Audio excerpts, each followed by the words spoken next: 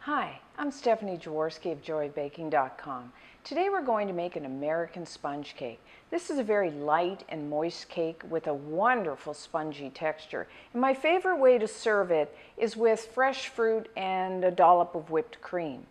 So the first thing you need to do, maybe about a half hour before you make the cake, is to take your 6 large cold eggs and separate them into the yolks in one bowl and the whites in another, and then just cover them with plastic wrap and let them come to room temperature. And then when you've done that, then we will preheat our oven to 350 degrees Fahrenheit, which is 180 degrees Celsius, and you will need a 10-inch, which is 25 centimeter tube pan, and I like to use the 2-piece tube pan. And then do not grease it, just leave it plain. And then in a separate bowl, we'll get our dry ingredients ready. So what you will need is 1 cup, that's 100 grams of sifted cake flour, which means sift your flour first and then measure it. If you don't have a cake flour, you could just use an equal amount of just regular all-purpose or plain flour. And then to that, I'm going to add 1/4 teaspoon of baking powder, just a little bit to help the cake get a little rise with the rise, and then 1/4 teaspoon of salt. And then you could either sift this, or I'm just going to whisk this together. Okay, and then just put that aside. So if you have an electric stand mixer like I have here, use the paddle attachment, or you could just use a hand mixer. So what we're going to do is take our 6 large egg yolks that we've brought to room temperature, put them in here.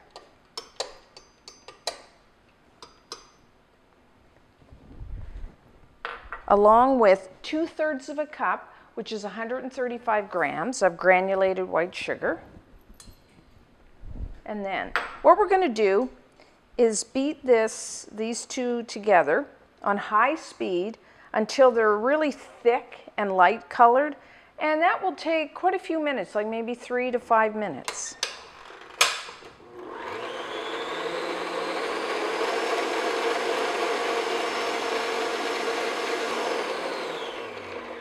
Okay, so here we go. So what you're looking for is as you can see, this is really thick. And see, when I raise the beater, the batter falls down in kind of a thick ribbon, and then it will slowly disappear. The ribbon will slowly disappear into the batter. So that's what you're looking for. So now, what we're going to do is flavor this with 1 teaspoon of vanilla extract, and I like to use the pure. It has a better flavor than the artificial ones. And then 2 tablespoons just of regular plain water. And then I'm going to do the zest of, I'm using a lemon. You could also use an orange. And because this is a sweet cake, I like to add either lemon or orange zest. Kind of cuts the sweetness of it, and then plus adds a nice citrus flavor. So when you make sure when you grate, you only get the yellow or the orange, if you're using orange, part of the outer skin. You don't want the white part because that's quite bitter. And make sure you really wash your fruit before you grate it.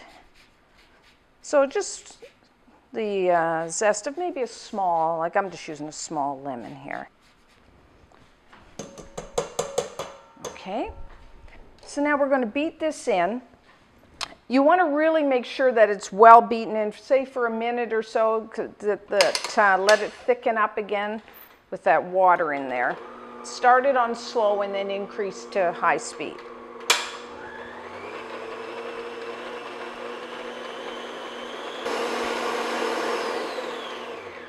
Okay, there we go. So there you go. It's still really thick. Not quite as thick because we did add that water. So that's that. Now I'm going to pour that. You don't have to do this at home, but I'm going to pour this in a clear bowl so you can see what I'm going to do later. Because what we're going to do is sift over top our flour mixture, but we're not going to do that until we, first we're going to beat the egg whites, and then we'll do the rest. Okay, put that aside. And then we will need a clean bowl with the whisk attachment, because we're going to beat the egg whites now. And make sure when you beat egg whites that your bowl is really clean as well as your whisk, because if you have any grease on the inside of your bowl, that will prevent the egg whites from whipping to their full volume. So now, take our whites. Again, have those at room temperature because you'll get more volume when they're a little warm. So we're going to first just beat these on medium-low speed just until they're foamy.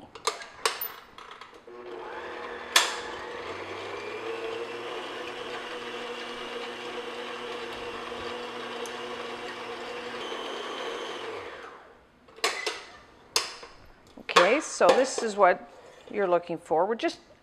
Right now we're just looking to break those egg whites up. So that's what we've done. So now we're going to add 3/4 of a teaspoon of cream of tartar. You can find cream of tartar like in the spice section of your grocery store. If you can't find it, then you could add like just maybe a little lemon juice or vinegar. And what the cream of tartar does is prevent overbeating of your egg whites. This keeps them nice and moist. So what I'm going to do is beat this in and continue to beat until we have soft peaks.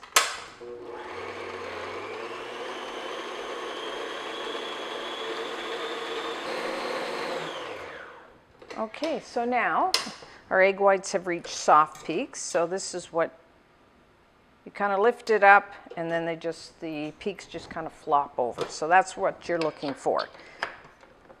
So now what we're going to do, with the mixer on, say medium speed, medium high, we're going to add 1/3 of a cup, which is 65 grams of granulated white sugar. And I'm going to do this gradually so that the sugar will dissolve into the egg whites as they beat, and then continue to beat until they're really nice and stiff and glossy.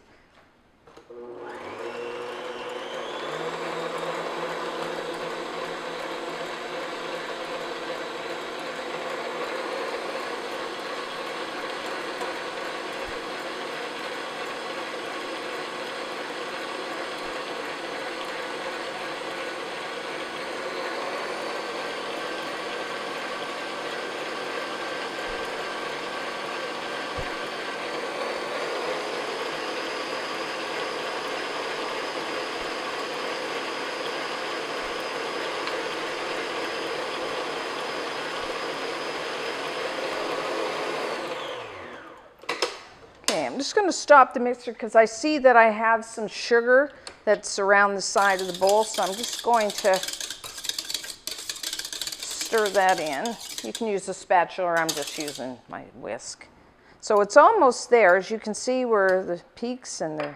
So I'm just going to beat it just for a little bit, just to make sure that sugar's dissolved into the meringue.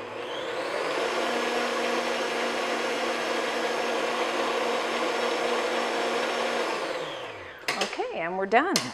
As you can see, isn't that beautiful? Nice and shiny. Okay, so that's our egg whites. So now we have our egg yolk batter here. So what I'm going to do, you'll need a strainer or a sifter, and you have the flour mixture. So I'm just going to do maybe 1/3 of it.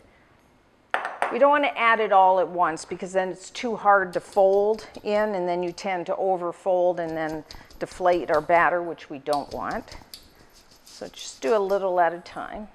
And then now you can use a whisk or a spatula, and then just big strokes. Stir it in, or fold it in, I should say. And then once you've done that, another 1/3.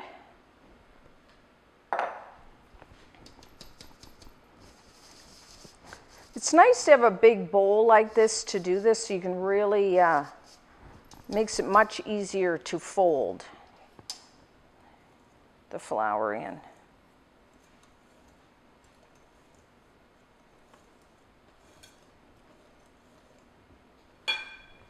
And the last.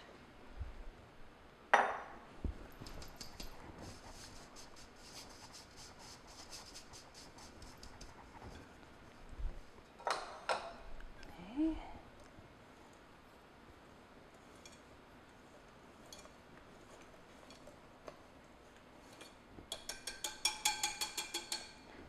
And then, so now we have our egg whites. So again, I'm just going to add a little to lighten the batter because it's still, the egg yolk mixture is quite a bit thicker than our whites. So just adding a little. And again, I like to use a spatula for this. It's big strokes. Make sure you get down to the bottom of the bowl and to the sides.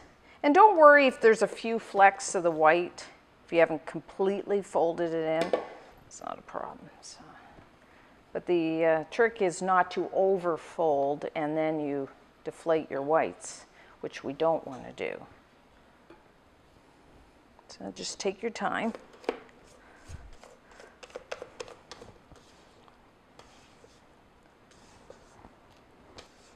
Okay, and that's the last of it.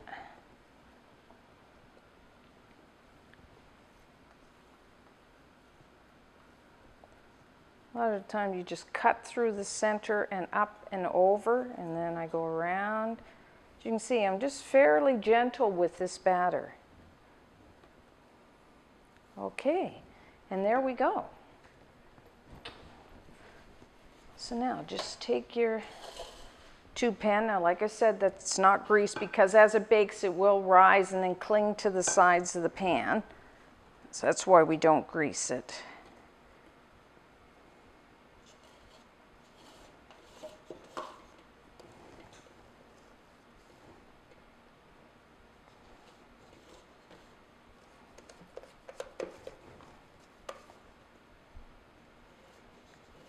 Because it doesn't have any butter or oil in this, it's a very light, moist cake. Fairly low in fat because we aren't adding any butter.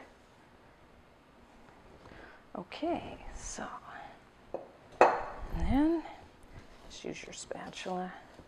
I like to kind of just run a bit through here in case there's any bubbles. Get rid of those. And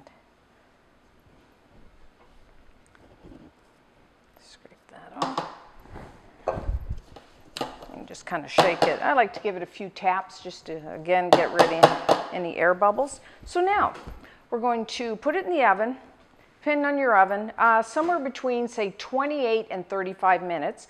It will rise. It would turn a nice golden brown and nice and spongy if you press it. And a toothpick inserted into the center will come out clean.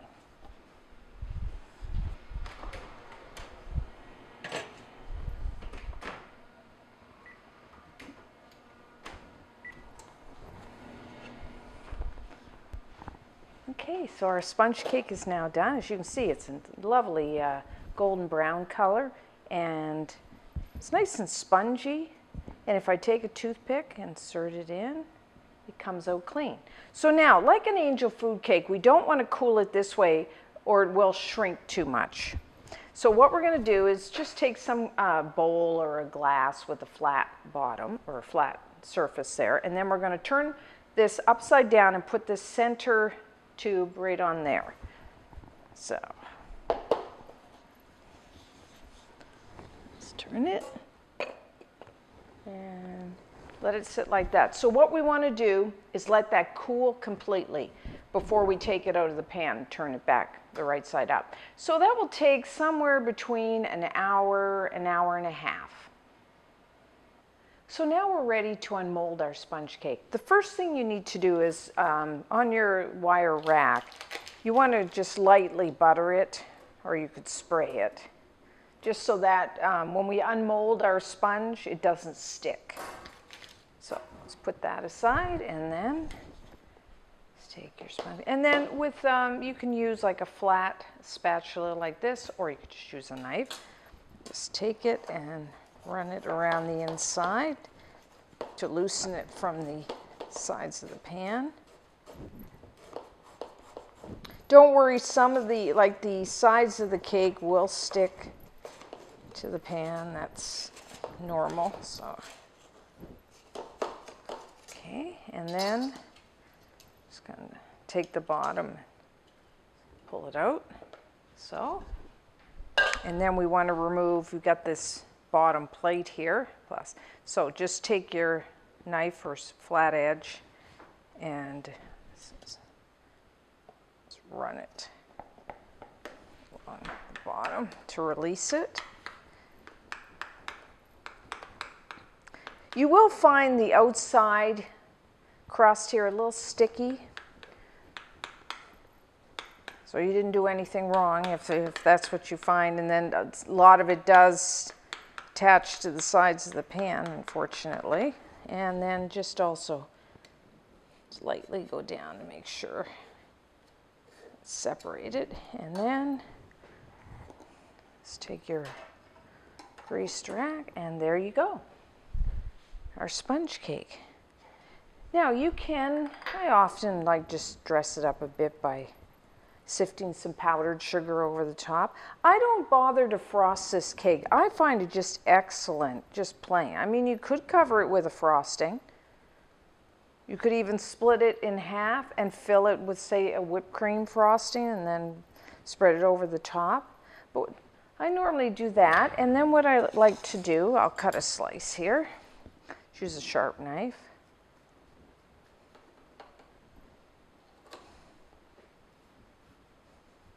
Just kind of use a sawing motion, cut through. Let's see if we can get it here. There we go. As you can see, isn't that beautiful? Nice spongy texture.